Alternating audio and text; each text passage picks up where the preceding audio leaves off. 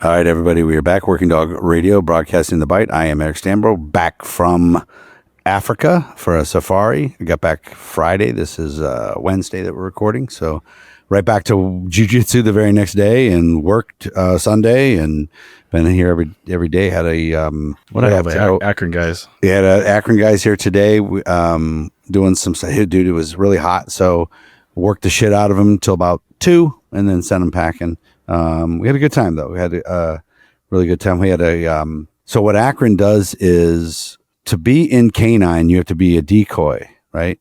So sometimes people are decoy for 2 or 3 years and never an opening comes up and they never get in canine. Some change their mind. Some don't want to. They just want to learn the dogs or whatever. So it's like prospecting for a motorcycle club. Like they got to do their time. So they have this new girl who wants to, she's just started, right? She wants to do this. She just started. And I put her in a car, did vehicle extracts, put her in the back end of a truck, and then we did area searches, and that girl got a good taste. She stayed, kept coming, and she's going to come back, but she got her ass beat today. That's always the first test. It's always the first, like, everybody's like, I want to be a canine handler. I was like, that's what everybody says. I'm like, here, put this on for a second. You're like, huh? Mm-hmm. You're like, yeah, it'd be all right. I had her in my ALM suit top, which is, it's semi-comp, but it's beat up. Like I've had it for a long time and done a million bites on it. And she has little arms. So there's a lot of material. She got pinched quite a bit. So then they put on a different coat on her, but a little more padding. She still got up underneath, under there. That was pretty good. So, but she was a champ, man. But then I use them and make them lay tracks and everything afterwards. So it's a pretty interesting system they have there. I like it, actually. It's tough because they pay them overtime. A lot of departments won't do it. So I finished up that handler school, got everybody certified. They back to work. And I'm getting ready for our next class. I pushed it because the heat and this rain we have caught, and we caught up. I think we were in a drought for, I think, 7 years, and we closed out our drought in about 40 days. And we got a year's worth of rain in like 45 days. So it's been a little moist, and it is humid now. And I really did not want to do a handler school in the middle of August. So, yeah, we're not doing that. We're going to move it to mid-September, which is good. I have to go to Bulgaria, it looks like, in October for that project. We got our first little Malinois on the ground there. So, I don't know, probably late spring, early summer next year, we'll start bringing them over. Should be interesting. Hopefully we have the exemption for the tariffs by then. So, yeah, for those listening, Alicia is working on if you're a vendor in the U.S., Alicia's been working with the USDA on a exemption for law enforcement to not have to pay the exorbitant tariffs when we import the dogs from Europe. So, because currently there is not one, but the USDA guys think they have a way around it. So we're working on that. We got our first large corporate sponsor for the 501. It's a company here in Tulsa that would prefer to remain kind of under the radar, but they make skiffs for the DOD, and they make those doors at the beginning of where you go into an MRI, like the anti-medic doors and stuff.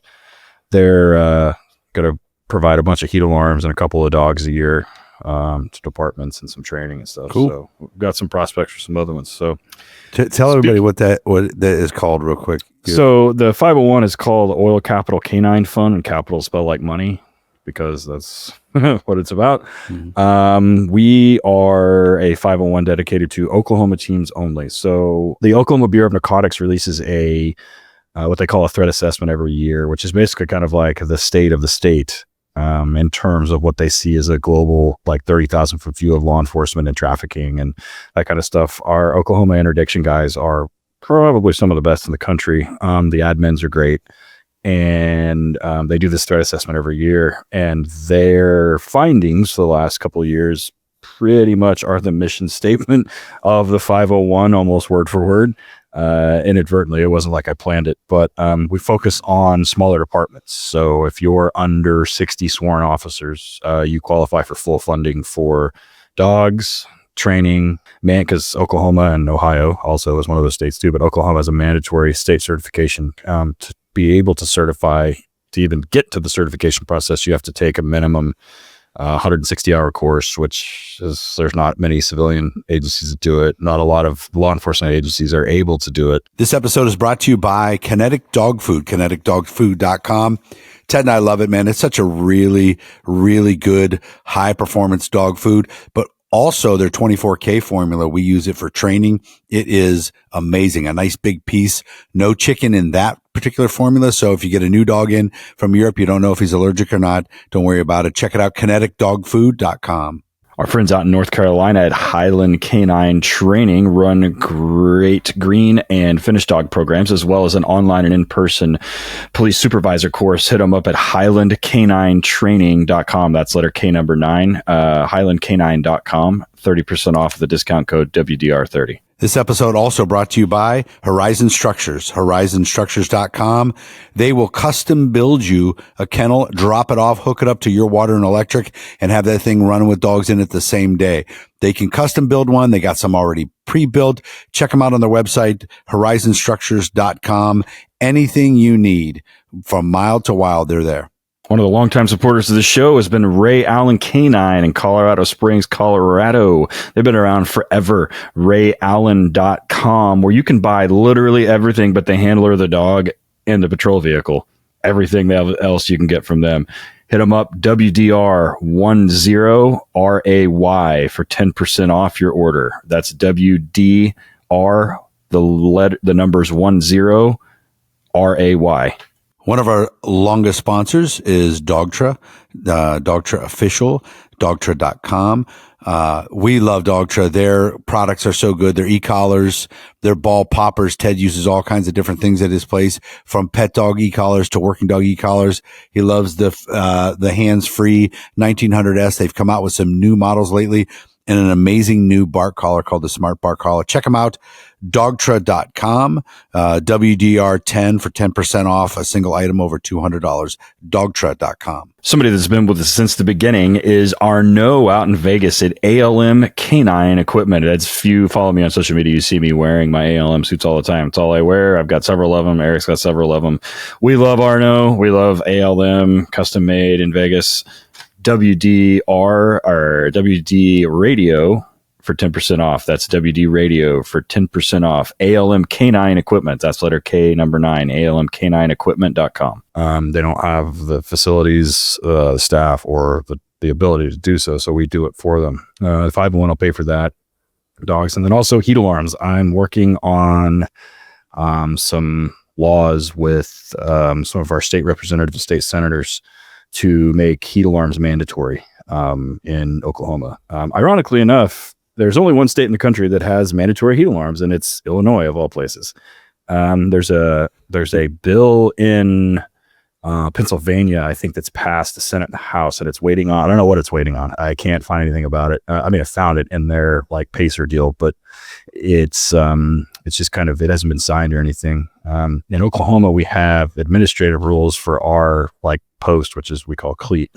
In that section, they say that cars should have heat alarms. Like, that's the actual wording it uses. I tried to backdoor it and not have legislation written so that we just change the should to will. And then during our certification and recertification every year, you have to demonstrate that the heat alarm works. Pretty straightforward. If you don't have one, then you can't test. So we're kind of like working on that, but that's where this is all going. We've had some dogs die. We had a dog die recently, last week, in Oklahoma. The dogs left in a car, heat alarm failed. There was a dog that died in Georgia, obviously not Oklahoma, but where the heat alarm failed and the air conditioner compressor failed. And I think the heat alarm was turned off. I need to talk to them about how that happened. But at any rate, in the 501 within Oil Capital Canine Fund, we have the program called Absolute Zero, which is for donating heat alarms to Oklahoma departments that can't afford them. So if you're listening and you're in Oklahoma, Oil Capital Canine Fund, letter K number 9 fund.org. The application is there.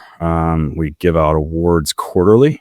The board votes on them quarterly. We tend to focus on the dog side for places that are underfunded and in high trafficking areas. So we look at the DEA's like high trafficking areas, high trafficking concentration areas, and then the OBN guys kind of give us a little bit of guidance on where they want it or where they should be, based on whatever spooky stuff that they know. But outside of that, we're also doing training. It's no secret, I think, that most law enforcement agencies are super underfunded, especially canine. And I think it's the reoccurring theme of this show that Eric and I talk about is you see dudes selling t-shirts to get leashes.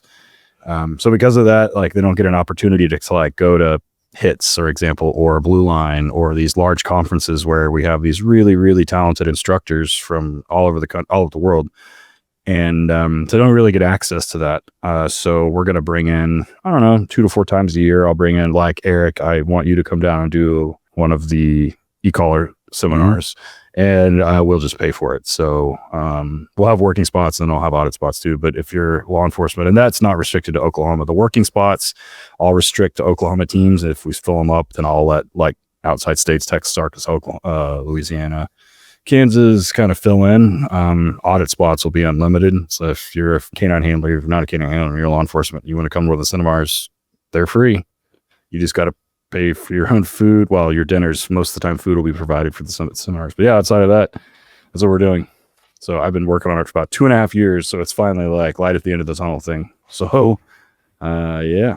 So dovetailing on the back of Eric's trip, I don't know if you saw, like if you're listening to this and you watch Eric's social media, he posted that he went to a kennel there, which is like the anti-poaching dogs. I guess one of your guys was like an anti-poaching guy, right? Mm-hmm. And he wants to go back in college and come back. And he was a handler at the time. So it kind of worked out because our guest tonight is from U.S. Fish and Wildlife. I'm not necessarily, I don't think we'll let him tell it, not doing any anti-poaching stuff, or maybe he did, I don't know. We'll let him tell it. But Max Carr tonight. Max, how are you? All right, this episode is brought to you in part by Kinetic Dog Food, kineticdogfood.com. We've been using Kinetic for quite a while at the kennel here at Torchlight.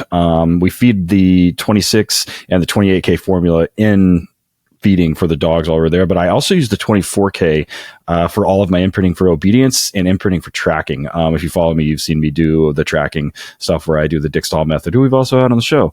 But it's great because it's large and it doesn't get greasy and gross in the pouch. I've seen a lot of dudes with drop pouches that look like they're carrying dirty socks around, and it's disgusting. This doesn't do that. It's not greasy. Also, it's not a chicken-based formula, so if you get dogs in from Europe, you're not sure if the stomach is going to handle it. And it's a fairly low-calorie version, too, so you can do 1,000,000 reps and not have to worry about dog getting fat. kineticdogfood.com. Also, we've had the guys on the show before, and they talk about it, but they do a lot to make sure that the protein bases are nice and pure, and that the stuff that they're adding to it actually adds additive to it, and they're not filling it with pocket lint and sawdust like a lot of other foods. So hit them up, kineticdogfood.com. I'm doing well, and you? We're doing great. It's hot as shit here, and I'm sitting in the air conditioning, so I'm happy now. Eric's not, though. No, not Eric's in the fun house. So, Max, give us a little bit of your background. You just retired a couple months ago. So, but yeah, give us background, how we got into law enforcement, and then how you ended up handling with federal, like a large federal agency. So I started out my law enforcement career, I guess, about 35 years ago. It's been a hot minute. I worked for a sheriff's office for probably about 10 years.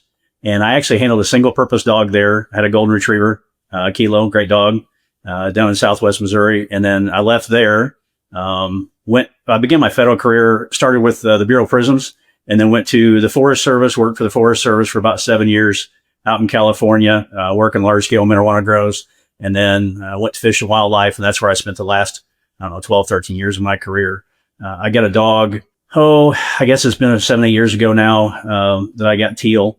My second dog, first dual purpose dog, and I can't say enough good things about U.S. Fish and Wildlife, our canine program. They really let me off the leash, so to speak, to go out and do good things. It's been an amazing ride. Yeah. The Fish and Wildlife one, I know if you're listening to this and you're in law enforcement, I'm sure you know that Fish and Wildlife has its own like law enforcement branch, but, I don't know that a lot of people either outside the United States and definitely that are like listening that aren't in law enforcement understand that one, you guys have an actual law enforcement, but also that you have a canine section as well. So talk a little bit about what U.S. Fish and Wildlife does as an agency, and then what canine does as a unit within that organization. Okay. So I'll go in the weeds. Fish and Wildlife's been around for a real long time. Started about 1871. Kind of on a different preface, to go in and basically do fish studies because of fish kills. Along came the first real quote unquote refuge at Pelican Island. They had Paul Krogel out there, basically doing enforcement. He was the first real gun toter for Fish and Wildlife. Our canine program, we're a very small unit. We're probably only about 10 dogs strong.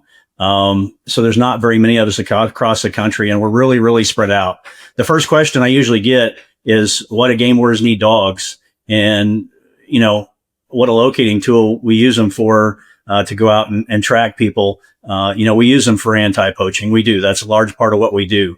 The other thing that we get the opportunity to do is, with having a street background, when I'm in an area and maybe the people don't have resources, they're able to get in and utilize the resources I have, to find bad guys that may have ran from them. So it's just, so primarily, like say, tracking is what we do. Article search is another big thing. If there's evidence of a crime, something we kind of do that's not really mainstream is, we do a lot of backtracking, with our dogs, which, a lot of people think that, that absolutely just ruins a dog. And so, that's kind of somewhat new as well, and could be a controversial topic. But, when we get a guy that we suspect of baiting, we wait until he comes out. We want to know where he's hunting at. We want to go in and see if it's actually fact. We wait till he comes out. We drop a dog out. We go in and we find out, what he's got going on. Interesting. Talk. So I know, just describe what backtracking is. So backtrailing is where you have a person come out and maybe you see them come out. A case example, I had a guy come out. He was duck hunting. It was not in Missouri. It was in another state. And just from talking to him, you could tell that he was not being very truthful, that you could tell that there was something else up, but we didn't know what. And so, there's another agent that was working with us. I dropped, he took the guy back to the truck. I said, look, I'm going to take the dog and go for a walk. So, I just cut her off leash. She went about 300 yards into a closed area, which is the opposite direction in which the guy walked out from, and found the extra pintail duck that he had stashed, in a closed area. So he had overbagged and, and had came out, like say, with a limit when he saw us. So interesting. So let's go back just a little bit. How long were you at the Bureau of Prisons? So I was at the Bureau of Prisons for about 7 years. We had some interesting inmates come through. I worked for the one there in Southwest Missouri. We had, you guys probably heard the name John Gotti. We had John Gotti come through there. Right. So we had some pretty well-known folks coming through that institution. Did you like that job? So after working the sheriff's office, I can't say I really liked it. It was, I got involved in a couple of shootings and was beginning a family, and it was more of, I want to make more money if I was going to stay in law enforcement. And it was more of a means to make more money. And I got there and figured out, man, I don't like this. This is not, being inside, this is not for me. So, ultimately that's what led me, putting in for the Forest Service and going there. So. Yeah, I think I would hate it. I don't know why. I think about that from time to time. I've met guys that work in there. I give you guys all the credit to do it, man. That's a tough one, man. Think about going here. Like, I got to go to this fucking place again. 25 more years of this, and the noise and the smell and the, it never stops. And it's like, will you all just please shut up? I would hate it. I think I would hate it. I'm not an office guy. I can't be an office guy. That's why I became a cop. I need to be out and doing things. And I was a detective briefly when I came back from working the Navy SEAL dogs. Before I took over as the trainer again, I was a detective. As soon as roll call was over, I was out. Give me my cases, and I am out. I just couldn't stand it, man. Locked up in there. What'd you do for the forestry? So with the Forest Service, I was a law enforcement officer with the Forest Service. So I worked Forest Service lands, lots of them all across the country. And I was in Northern California. And for 6 months out of the year, all we did was basically, you camo up, you grab an AR-15, and you're sneaking into, large marijuana grows out there in the mountains of California.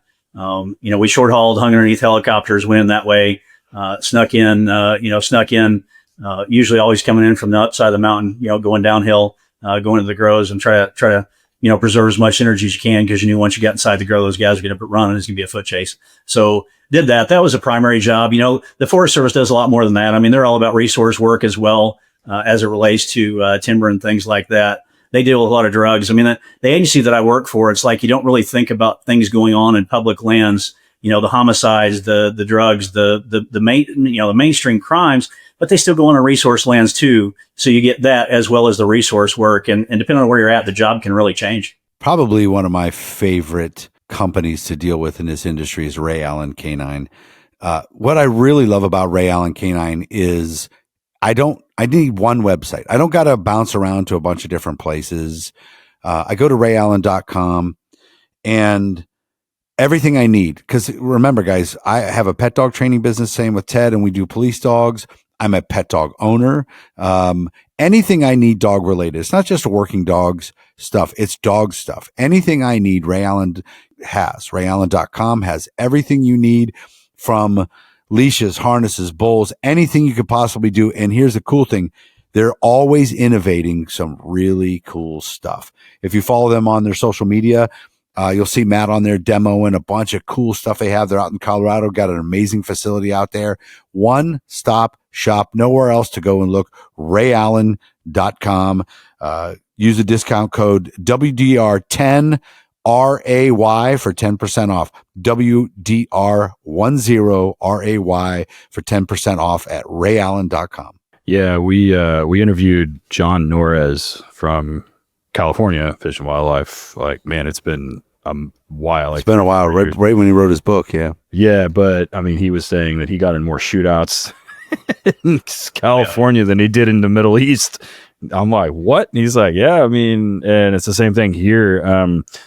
Because of our medical marijuana laws in Oklahoma, we've become the number one state for legal and illegal grows, and like on the continent. And the resources that those marijuana grows suck up are absolutely insane. So our Oklahoma Bureau of Narcotics guys and their medical marijuana enforcement guys have done a fantastic job. But yeah, you don't ever think about that, because you're like, oh, the only people out hanging out in Yosemite are hippies and people hiking. You're like, nah.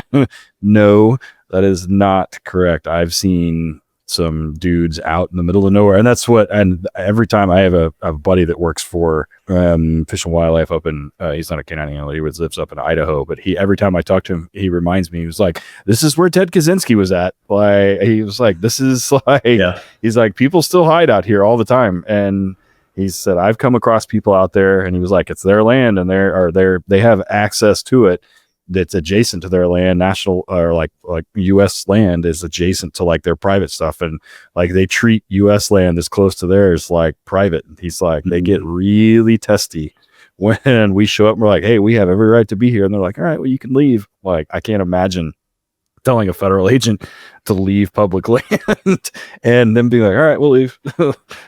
So it's I don't think a lot of people think about that.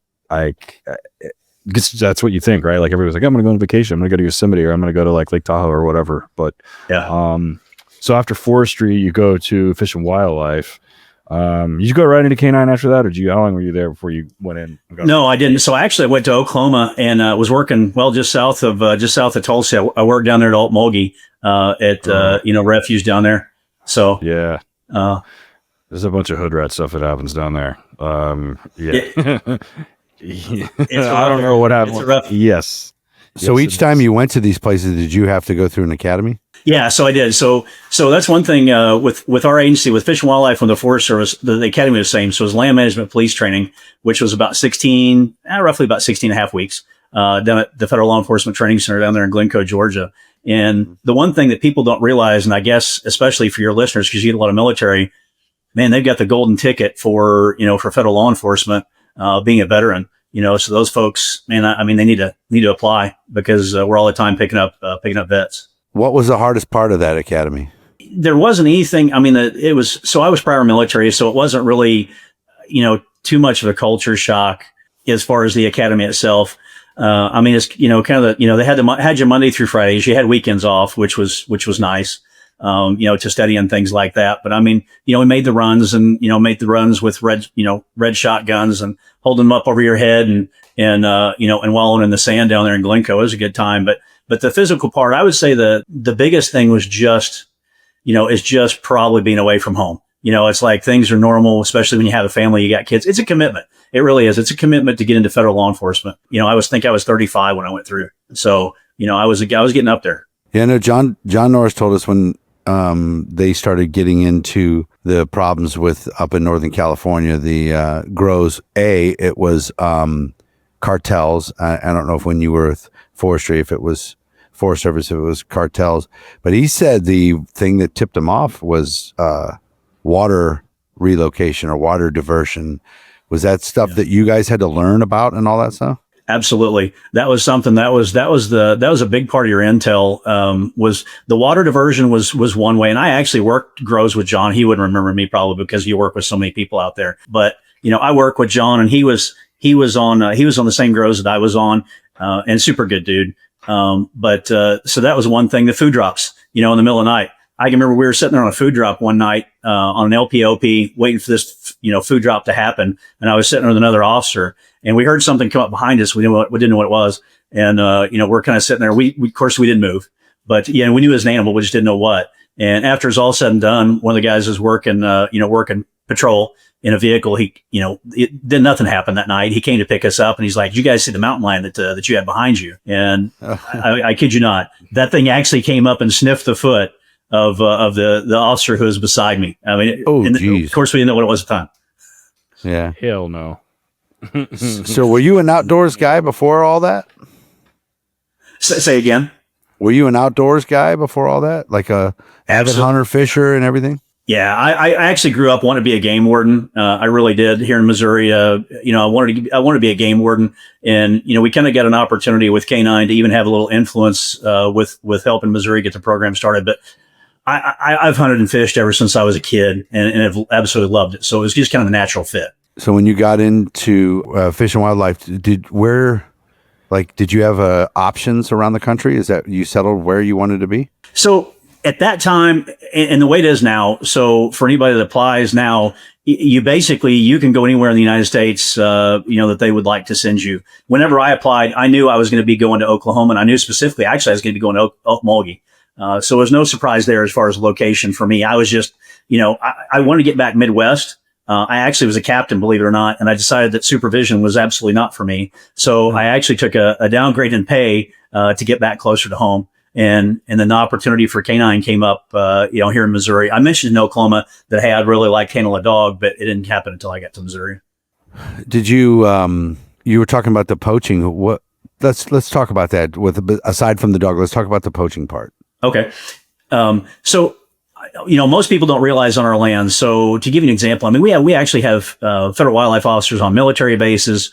One hunt that comes to mind is the one down in Florida at Eglin. And, you have your poachers, your hardcore poachers are going to come in, and they're not going to leave a trace. They're going to come in, they're going to be baiting, they're going to be, they're going to be enticing wildlife through illegal means. And then what you're going to have is guys that get dropped off. It might be another family member. It might be the wife. That's what we find out a lot. Wife, kids, will drop these guys off. And a lot of times they'll walk for miles, to go undetected.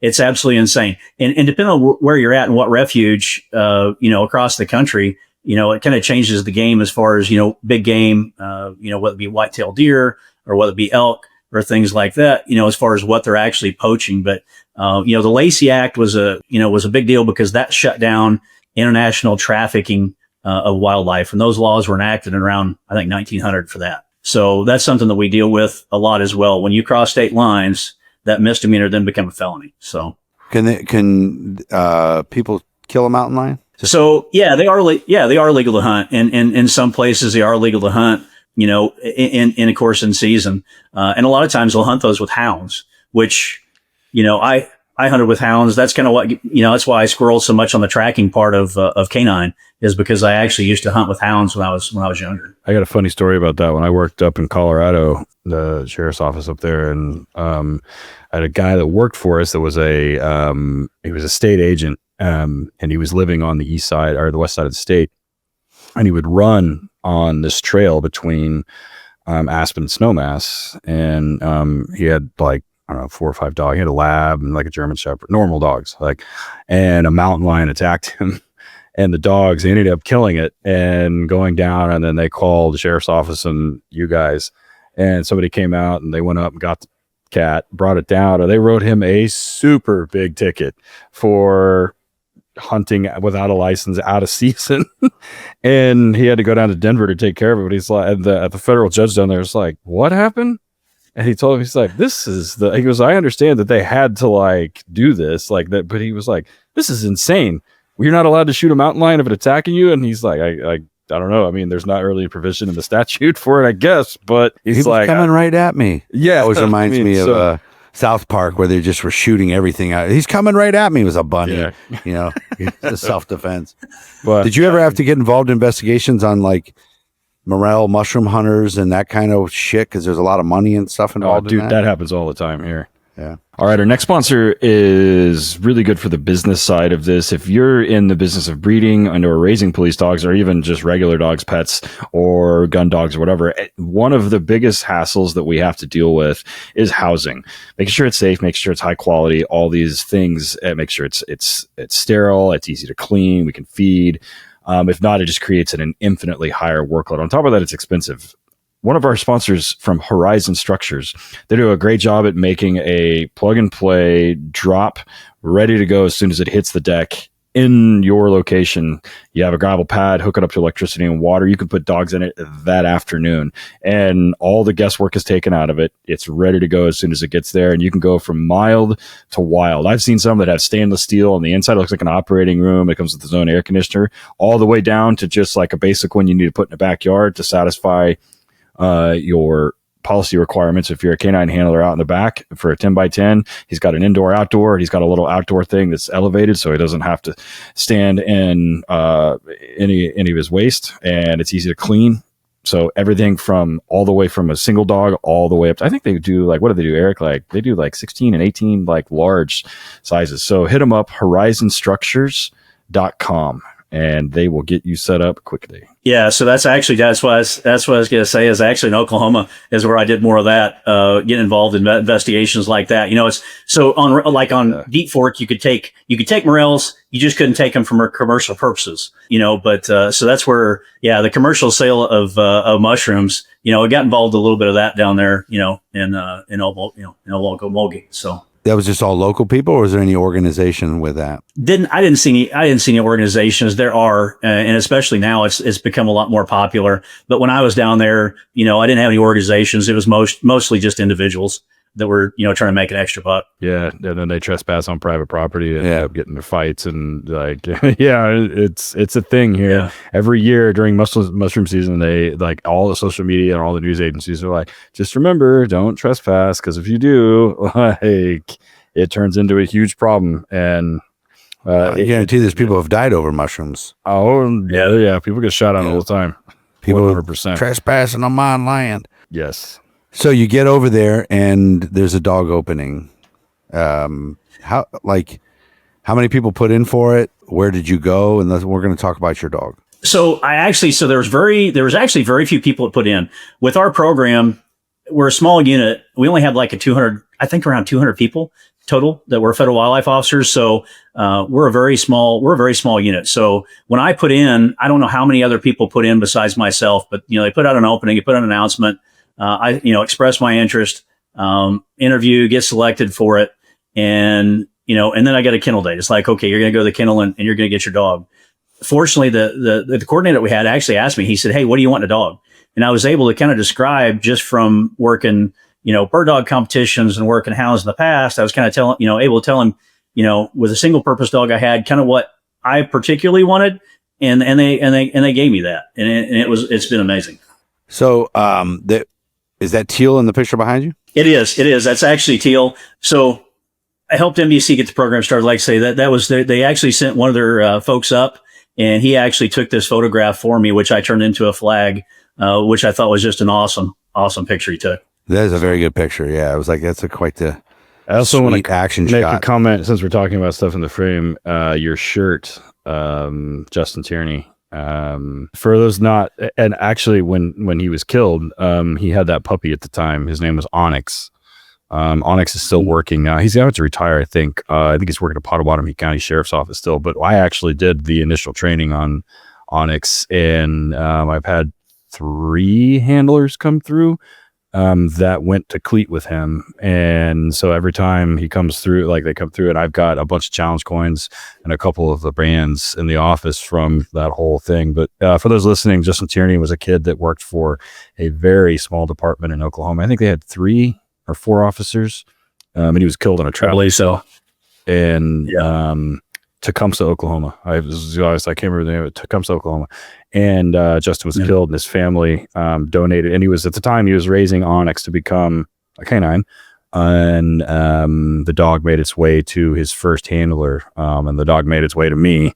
And we ended up finishing where some of the other guys had finished, or we picked up where they had kind of left off with some of the training. But I just saw the shirt. I was like, man, what are the odds here? And then you start talking about Okmulgee. I'm like, oh, okay, now I can connect the dots. Mm-hmm. So when you get Teal, so that's an interesting conversation. No one, in fact, I've got multiple stories about handlers coming in and multiple admins telling them, they're like, no one gives a shit what you want in a dog. Just, this is your dog. Whatever your trainer tells you, just don't fuck it up. So it's an interesting conversation to hear, like some evaluator or some people like, what do you want? And you're like, what? That almost never happens. What is that process like for Fish and Wildlife? Yeah. What, then also, like, what would you want? Yeah, I mean, like what? How did you go through that? So I was like a kid in a candy store when I got asked that question, because I already had it in my head. It's like my Daisy Red Ryder BB gun, man. I mean, already, I found out I selected is like, I want a female. I want a dog that's got a big hunt. I want a dog that's got a lot of independence, that's going to get out from under my feet and go to work. I want a dog that's super social, that I can go in and work a school group of 5-year-old kids and then go out and do an apprehension afterwards. So, for us, it's a little bit different too, because we're running pointy-eared dogs as C, which is not the mainstream norm in conservation resource work. But, I got that super social, crazy pipe hitter dog that I asked for, Where did they get her at? So she came from Shallow Creek Kennel. And that's where, so we've got a couple of vendors that they bought dogs from, but she came from John up here at Shallow Creek. Yeah, he's about an hour and a half from me. I'm going up there Thursday. I buy crates from John. And you bought a dog from Alicia and I a couple of years ago. I did. She ended up. So that dog, I actually still have a county commission, and that dog is my dog. I had every intention of her going to Africa. Right. That deal. Okay. I remember that. So she was supposed to be going to Mozambique, and that deal fell through. And then I started putting training on Mazzy, like I was putting on Teal, with a lot of the self-discovery, a lot of the, heavy into tracking. Right. And I still carry a county commission here in the county. So now that's the dog that I'm going to use for here in the county I work in. So nice. Yeah. So when you got Teal, it was a pretty good transition. Went smoothly, or was there a little growing pains? Not at all. Not at all. In fact, if we had, when I went through handler school, with Teal, when we got done, if you'd asked, we were probably the least successful, to succeed. That's what we've been voted in as. So, it's not that she just was, she had very little training, when they picked her up. And I don't know if it was because she was female. Females really a lot of times aren't popular, although gaining popularity now. But, so I don't know if that was the issue in Europe. But yeah, it was not a honeymoon when we first got together. We had our growing pains, in the very beginning that we earned what we got. So she's pretty raw when you got her. That's the thing. Like over here where I'm at in Ohio, it's tough to sell. When I have my kennel going, it's tough to sell females, and John being an hour and a half away probably has the same kind of response. I mean, I've seen some good females come out of there, but he's probably struggles, to sell over here. Well, like our large agencies here in the state, they have bid requirements, and like the number one thing on the top of the list has to be male. Number 2 has to be intact. Number 3 has to pass medical and performance. Number 4 has to be imported. And some of them have a specific. Well, exactly. So I mean, you could have the best female on the planet, even imported, and they won't even look at them, or won't even look at her. They're just like, no. And it's like, I mean, there's nothing you can do about it. So I've had some gangster females come through.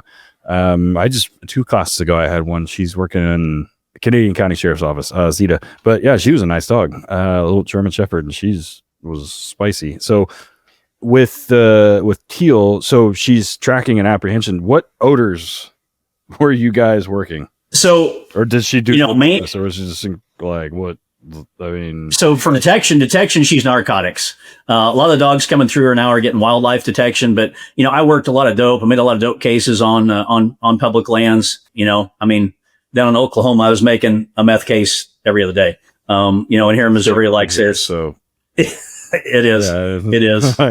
So for me, it was all about narcotics. When they asked me what I wanted, although I know they're kind of getting away from that now with more wildlife detection. So this episode is brought to you by our good friends, the Perkinsons, down at Highland Canine Training. Highland, Highland Canine Training. They're a really cool place, guys. They have a school for dog trainers, pet dogs and working dogs. That is an amazing spot, man. You can go there, and it's no joke. Like, you're not going to be there for 3 weeks and come back with some stupid certificate. This is like a 6-month school for dog trainers. You learn every aspect of it, including the business side of dog training, which can be tough, especially for us former cops or current cops or military guys that don't really know all that stuff. They've been doing it forever. They offer online courses. They sell police dogs. They have canine handler schools. They offer in-person supervisor courses. Check them out, guys. HighlandCanine.com is the website to go check it out. Everything's on that front page there. It's a very nice website. Check them out, HighlandCanine.com. For the supervisor schools, I think there's a 30% off with the discount code WDR30, HighlandCanine.com. What do you, tracking is probably a big deal. I'm a big tracking guy. I love teaching tracking. I always like the guys who are successful at it or are really into it. How is your tracking training started? How do you guys do it? I'm more of I'm a food tracker. In the beginning, I do not quite footstep to footstep, but every couple steps putting food, and then I phase the food out. I've had really good success with it. I never do bites at the end of tracks. I always add area search for those. But some people like Ted does it completely different. How'd you guys do it? So for my dogs, the way I started, the same way I started the dog I got from Torchlight. I get in and I start with food, and then I'll eventually remove the food. A lot of times, maybe in a short track to their food bowl in the morning or the evening, as well. And then I'll kind of start phasing that out, and then I'll progress ultimately, into, and I do a lot of off leash tracking as well. I think that really builds a dog for, that footstep dog that you've got, and it's just, again, just my opinion, but I've seen that a lot of times that dog will get a lot more trailing aspects and maybe able to make a further track, by just allowing that dog to kind of self-discover and track off leash. But that's how I get them going is the same way, exactly the same way. Plus, where you're tracking, oftentimes, man, a leash can be a pain in the ass. Yeah. Yeah. If you've never, and in some of the tracks that we get are really grubby, really old, and we don't know how aged the track might be. And it's not like you had a bad guy that ran off all the time, where you can just say, okay, well, this happened an hour and a half ago. Sometimes we're going into a track where you don't know how long that guy's been out there. So, that's where, getting wrapped up and a lot of times, using that dog to self-discover a track and then work it off leash for a ways down the dog periodically as you're going, may just be the best answer. What would you say your percentage was of tracking criminals versus lost people? Probably, we were really heavy tracking criminals, more than we were lost people. We were probably about 95%, criminal tracks versus you would be tracking a lot of dudes going out and hanging themselves and shit out in the woods that happened. We do. We actually had an Oklahoma case where, we had a guy that hung himself down there on 55,000 acres and we went in with Teal, and I come back out on that track and after being in there, I got a head pop and I was new with her, hadn't had her very long. And that was I was down at Wichita Mountains. Hadn't had her very long. Ooh. And I come back out and the guy asked me, he said, well, what do you think? And I said, he's in that canyon we were in, and that's on 55,000 acres. And he kind of looked at me, he kind of raised his head and he said, well, what makes you think that? And so, and I got a sense of humor. I joke around all the time. It's like, because my dog told me he was there. And he looked at me like I was absolutely insane. Come to find out, we went back in the next morning, back up the same creek that we had came out of. And he was in there the day before alive. I couldn't get it done. I couldn't get it done and apprehend the guy the same day alive. But we did find him the next day. So he actually was in there. but he had killed a 2 or 3 year old kid there. That's some rough. Oh, area. Jesus Christ. Yeah, I spent a lot of time in the Wichita Mountains, and that's a rough area. And they are super serious there about alcohol. Like, they don't even want it in the refuge, even in a container. I would go down there and do mountain bike races when I was in high school, in college, because I'm not supposed to drink in high school. But I would be doing mountain bike races in college, and they're like, we'd have to go outside the park after we were done racing or riding to drink beer out at Lake Latonka. Man, I spent a lot of time down there. Ooh. I remember that when that dude he killed like 4 or 5 people, and then when was that? I'm trying to remember what that was. So that had been back. We were on the border. We were actually deployed to the border whenever we got that call. So that track would have been around probably 19. I'm guessing. It was. Whenever we were down there. So we were it was the last Trump administration.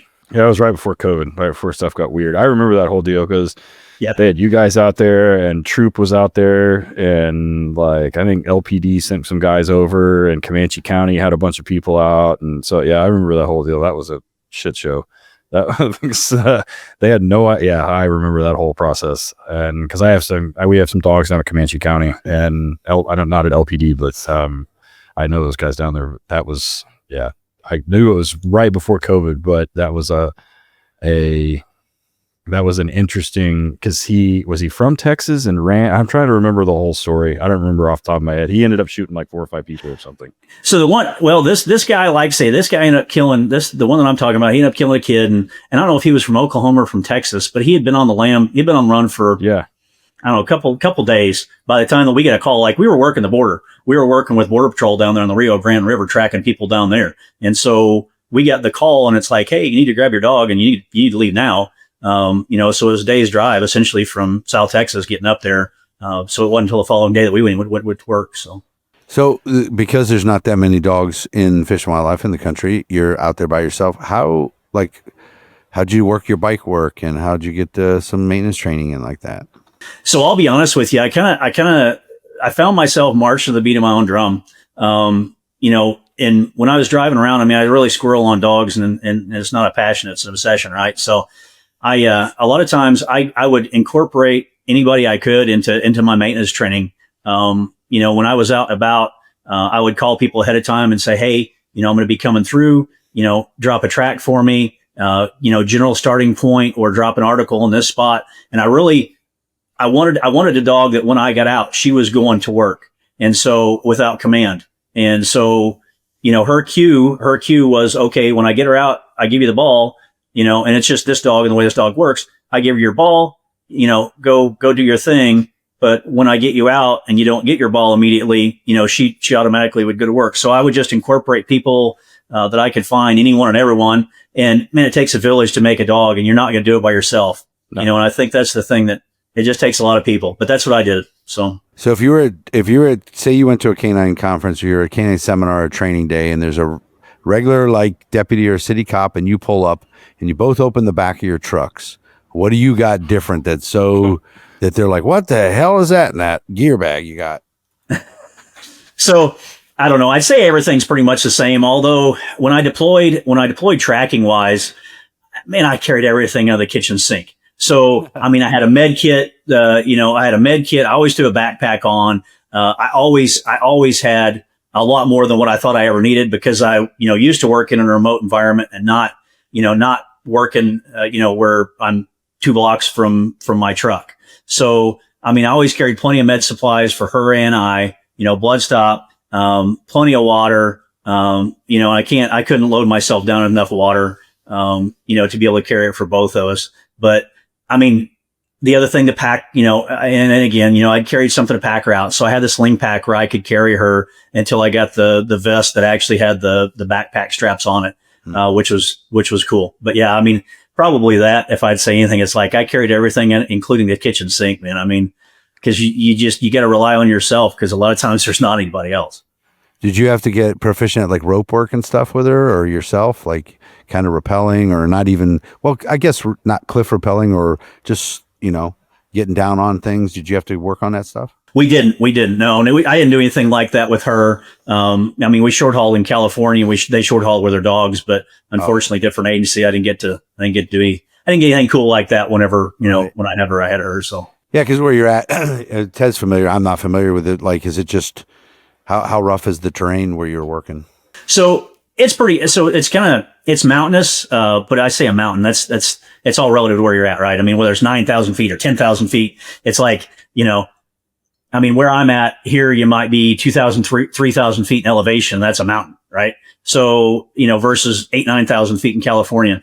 But the cool thing about our job and our unit is I literally work from DC to Texas, as far north as, Minnesota. And so I really had to acclimate, like when I would go to Texas, I'd have to acclimate the dog, and get there a few days earlier. Florida, we would get down to that hunt in Florida, usually annually. And I would have to acclimate her, to the conditions before I ever put her to work. Because when I would leave here in Missouri, it would be -5, and I would get to Florida and be working in 60, 70 degree weather. So, yeah. When it's fish and wildlife, what do you guys enforce on the fish side? This episode is brought to you by Dogtra Official, dogtra.com. You guys have heard us talk about it. We've been with Dogtra for a long time. We love them. They're amazing people. We love their product. There's so many different things that they do. The 1900S, the hands-free. They got all kinds of things, poppers, droppers, all kinds of different things with their e-collar. But I have been a proponent of their YS600 bark collars for a long time. Everybody knows I talk about it. When I had the kennel open, I would come in and show videos of all the dogs being quiet. The YS600, they have the YS300 for smaller dogs. But here's the thing, guys. They just came out with a bark collar called the Smart Bark Collar. Dude, this thing is amazing. It attaches to an app on your phone. You can control everything out of it, see in real time what's working, what isn't working with the dog. But here's the kicker. It catches whining. That's the big deal with that Smart Bark Collar. It catches the whining, because we all know your dogs learn to whine underneath the threshold of other bark collars, and it's super annoying. But with that Smart Bark Collar, it catches the whining. And in the app, while it's working, you can just reach up and hit the vibrate button. There's a little button on your thing that'll vibrate that if that seems to work a little bit better for your dog. Or you can actually administer your own stim as a little bit extra if need be. You can set minimums, maximums, sensitivity levels to pick up that whining. Check out dogtra.com. They have a discount code WDR10, 10% off a single item over $200. But check out that Smart Bark Collar, guys. It is amazing. We've been messing with it in my facility, and my employees absolutely love it. Check them out, dogtra.com. So on the fish and wildlife side, which is really, really unique. So we've got our own CFRs, Code of Federal Regulations, that allows us to basically enforce, fish and game laws, which to include a lot of things that affect public safety. And we have provisions in there for drugs and for things like that. So, it kind of runs the whole gamut. We even have a lot of people that wouldn't realize this. We have traffic CFRs, incorporated in as well, where, if you're driving through a national wildlife refuge, you might have a federal wildlife officer pull you over because of a traffic violation. So, I've been pulled over by a federal wildlife agent in a refuge for speeding. 100% I have. So yeah, they will pull you over 100%. And that's how they found out I had beer in the car that wasn't open, but they're like, you're not supposed to have that here. I'm like, I'm not drinking it. I was like, doesn't matter. He was cool about it though. He was cool about it. He was like, well, just don't. He was like, it's just not supposed to be in the refuge. I was like, oh, I just thought you couldn't consume it. He's like, nope. So we're serious. Ted looks like the kind of guy that would dynamite fish. Did you ever come across anybody trying to do that shit? Say again. I couldn't hear you. You ever caught anybody on their way to fish with dynamite? Because I said Ted looks like the kind that would probably do that. So I never had any dynamite cases, but I did have, I guess cases maybe that were dynamite, but not dynamite cases. The big thing down in Oklahoma, and Ted could probably attest to this. They like to fish with fishing, the old foam crank, and drop that down and basically dial up a fish. That was a thing down there, and it's still probably on. So basically, they basically dropped the leads down in the water, and they would dial the old telephone type coil phones, which in turn would shock the fish in the immediate area around them, and then they'd come floating up. And and so, I actually had a guy, that gave me one of those, years ago, cause he's like, I don't do this anymore. And I want to give it to you because I don't want to use it. So, but there's still a lot of those being used today, just sit there and dial up fish. Yeah, hell? rednecks are very inventive about catching shit. And I mean, in Oklahoma, I don't know anywhere else, but we have noodling here where it's just a bunch of rednecks running around, sticking their hands in giant holes and trying to pull fish out. And Yeah, there's old TV shows about it, I think. nah, fuck that. Like I ain't doing that. Like we have stuff that bites here too. I am messing with that. And every summer, like somebody loses their hand or people lose fingers. And they're like looking for catfish. So, I don't do that either. Like in Florida, drowns, man. Oh, yeah, they drown. Well, Yeah. they're stupid and can't swim. It's not my fault. But Yeah.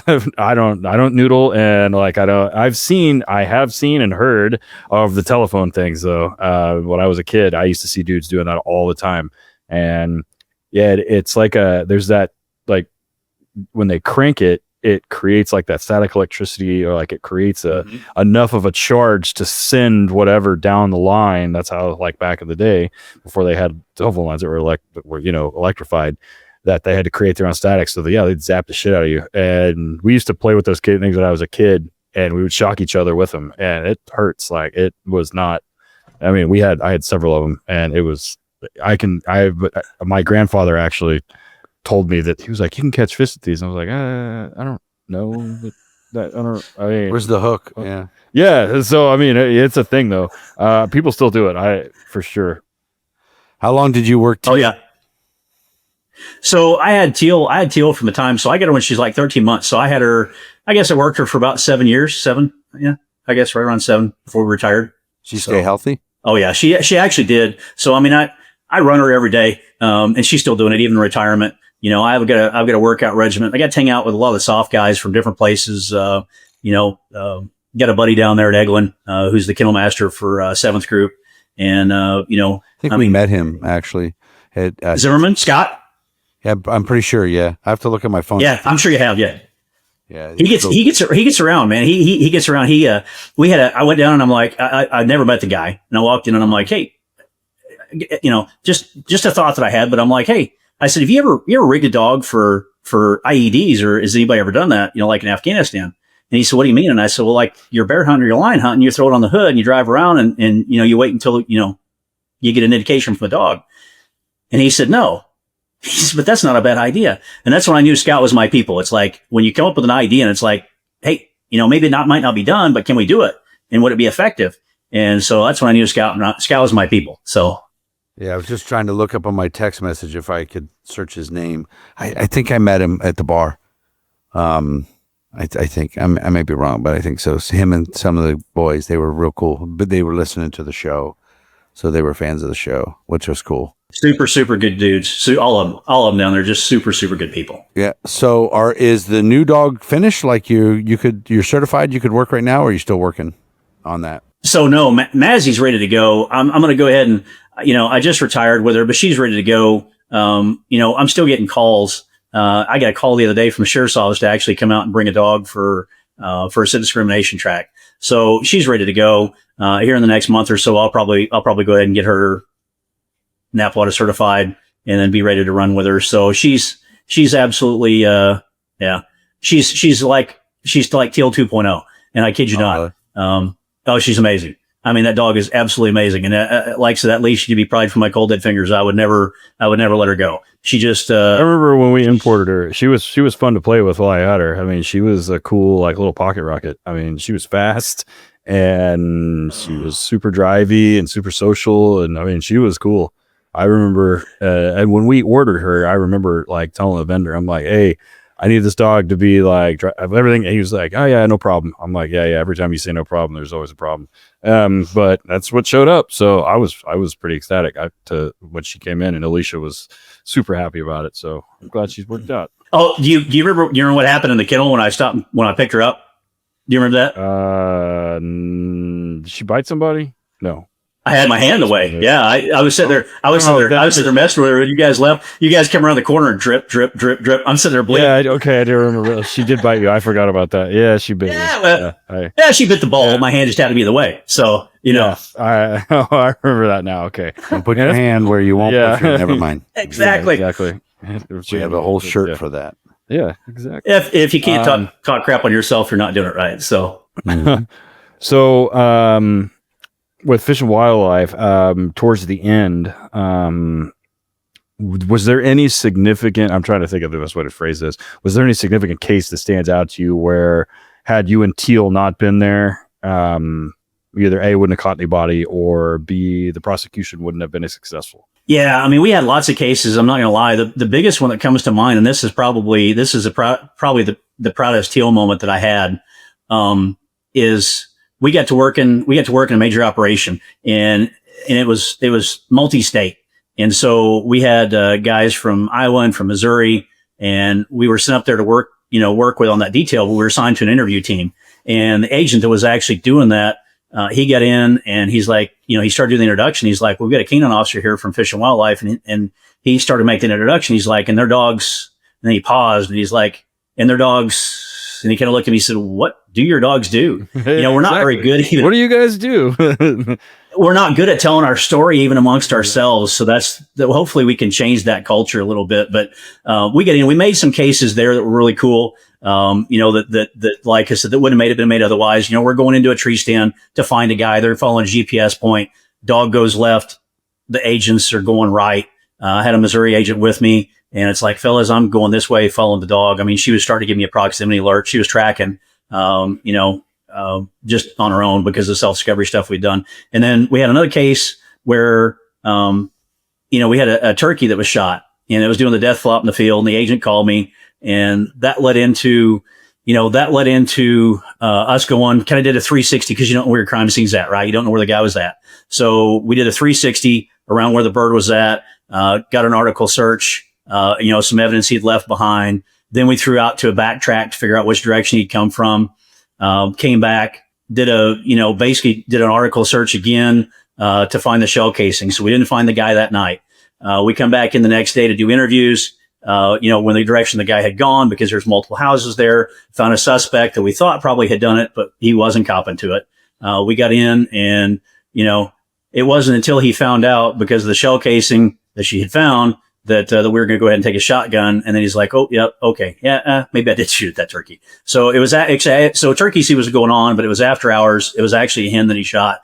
There's a lot of things going on, but there's all kinds of cases, and that led to Missouri Department of Conservation, largely because of Teal, ended up with a program. We went down and did a demo for the director of MDC and double blind. And I caught a little bit for that because they're like, you never do a double blind for somebody of importance. You always make sure you know. So I did. I like keeping it raw. I like keeping it real. And it's like, if I fail, that just is going to make me work harder. But yeah, so we were able to have a little influence over their program. I say we, her, and what she did. And now they have a 9-dog program and they recognized her for it. So. Oh shit. That's cool. Pretty neat how that stuff works out. You said something interesting earlier, just a little plug for your agency. If your guys are listening to this and you like this stuff, you like what he's talking about, they're hiring. Like they got people. You might not get to the dog, but you have the whole country to pick from. Mm-hmm. Of different places. How does somebody, do you know like a website or anything for getting hired? Absolutely. So if you want to work for Fish and Wildlife or the Forest Service, USA Jobs, get on USA Jobs, go in and hammer out a resume, submit an application. The interview process, I'm not going to kid you, it's a little lengthy and it can be a little cumbersome. But if you stay the course, you'll get a flexi date. You get to go, work out, make sure you're doing that now, because it is physical. It is a physical academy. They've got standards that you've got to meet whenever you get down there. So, but get on USA Jobs, shoot out an application, and then, be willing to go anywhere in the United States because that very easily could happen. And then, canine is 3 years. So once you've got 3 years on with us, then you can start applying for, to potentially be a dog handler. And it's not about location of where you're at so much as it is, are you the right fit to handle a dog? And that's ultimately kind of what they look at. Yeah, and then you get a federal pension, correct? Yes. Yes, I do. Yeah. I've got that coming in. Like, So yeah, all I got to do is just go out to the mailbox. Some medical in there and a check every month, and that's pretty great. Yeah. I like it. Yeah, don't show up at Fletzy like John Candy in Stripes. Well, I heard you got a pretty good workout program here. I could lose some weight. No, dude, don't. John Candy. Don't do that. But I'm telling you, there's guys listening to this right now that are kind of burned out where they're at, or they know when they get to their end of their career on a regular local pension or no pension, as some places have. There's no health care. It's not that good of a pension. The salary isn't all that great. So that, just telling people there's options. Your little local career is not a life sentence. There are other things you could probably be doing. So how often you think you're going to be working at the sheriff's office? So I don't know. I'm what I'd ultimately like to do is have dog will travel and ultimately, I'd like to answer those canine calls. I don't know that I want to go back slinging calls all the time, for a living, but I want to have a dog where if they call me and say, hey, we get a bad guy to chase, put me in the game and ready to play. So ultimately that's what I'd like to do. Typically guys like you on the reserve status or part-time or whatever it is, you end up, hey, can you cover vacations on Christmas? You're like, damn it. That type of shit happens a lot with that stuff, but maybe not. Maybe you'll be all right. Sheriff here's been pretty good to me. I mean, he really has. We had, kind of had a cool case with him one time with her, and he's really taking care of me. So that's awesome. That's great. So is there anything you want to plug, anything like that before we wrap it up? Any social media, anything like that for people could follow you, or there's a specific organization that you're big on? So, yeah, I mean, so COPS is a big thing. With a shirt that I'm wearing, I guess it would probably be that, Concerns of Police Survivors. They do a great thing for family members of fallen law enforcement officers, spouses, and things like that. So that'd be a big thing. Moteal 3. So if you want to, see more about what the cases and things she's been involved in, MOTEAL 3, you can kind of see that. I kind of been updating a few things there too, but, that's on Instagram? And again, that's on Instagram. So, and make sure again, like say, for Justin Turney's family, that's kind of the reason I know he wanted to be canine. I don't know them and didn't know him. I did have the same bad guy in common, that he did. So, that's why I wore this shirt is because of Justin. So, Canines United doing amazing work as well. So somebody that's been with us since the beginning is Arno at ALM, based out in Vegas. Arno makes fantastic bite suits. I've been a senior level PSA decoy for a long time. All of my trial suits are ALMs. I love them. I've sent my one jacket back multiple times to have new sleeves put on it because it fits so well. Arno works with you through the process, helps you get a design set up. In fact, when I went out to see him in Vegas, he had my original design still in my original pattern still in the workshop there, and he was able to make me another jacket just out of the one that I have that's like 10 years old. He made me another one. Super high quality materials, super high quality stitching. Great service after the fact if you have to have repair work done. Hit him up, ALM Canine Equipment. That's the letter K number 9.com. ALM Canine Equipment. Use this discount code WD Radio for 10% off. Another person that has been with us since the beginning is the person that wrote the music for the intro and the outro on this. His name's Brother Deeg. He's no longer with us. He's a super talented musician, and I actually met him at a live show here in Tulsa. Super nice guy. He was super supportive of what we do here and what police dogs do in general. And he was gracious enough to allow us to use the music for that. Yeah. Wherever you're at, you can look at him on iTunes and on Spotify. Just Brother Deeg, spelled DEGE, and it's brotherdeeg.net. That's great. Yeah, I apologize. I just looked and you had already been following me. I usually am all over those working dog pages. So just followed you back. Moteal 3, which is, that's a pretty good name. Moteal 03. Yeah. Yeah, Moteal 3, yeah. Yeah, Moteal 3. Well, really glad you got us on. It's crazy you guys have that relationship with the dog, and everything like that. And I know Ted had been talking about you for a while, and I'm glad we pulled the trigger on it. Yeah, I totally forgot she bit you. Yeah, thank you guys for having me. Yeah, it's been good, man. Eric, what do you got going on? Anything else coming up other than Yeah, I go to the Colorado Canine Conference on Sunday. Guys, you can still get in there. I know it's close, but it's a working conference. Jeff Meyer, formerly of HITS, is running it. It's his second year. It was a great time last time. It's in Loveland this year. Looking forward to it. I leave Sunday. I'm going to come back on Friday. It's going to be a good time. It's going to be hot and 0 clouds, and I'll probably get baked by the sun, but that's all right. In Colorado, you're closer to the sun. So, it's about a mile closer, actually. Yeah. So, right, exactly. I mean, just saying. And we've got HRD stuff. So everybody's budget's reset in July 1st. So we had like 9 departments like emailing us back and forth. And they're like, we got to wait till July though. So July 1st happened. And then that first week we got all the emails. So I think we're trying to schedule a bunch of stuff between now and winter and fall or spring. So I assume by the next time we record, I'll have some more information when we're going to be doing HRDs. But yeah. Look up my name on Amazon. Get my book, My E-Collar Without Conflict for Pets and Working Dogs. I just checked. I sold 8 today. So I'm about 8 to 10 a day. That's pretty good. It's all right. It helped pay for that trip to Africa. So the book sales and my seminars is what paid for that. So the Africa trip is expensive, guys, but when you go through the right outfitter, it's you have a year to pay it ahead. So you make payments. So it's doable. Not when I was a cop, I couldn't have done it. Not a chance, but right on. So yeah, Max, man, thanks for coming on. It's been a fantastic interview. It's been one on the short list. Alicia and I have been talking about doing it for quite a while, and she inboxed us right before Eric went to Africa and was like, Max is going to come on. I'm like, perfect. It'd be perfect timing because we can talk about Eric watching lions. So beautiful. Yeah. So yeah. All right, guys, thanks a lot, man. Yep. Thanks, guys. We'll talk to you thank you about it in the guys. next one.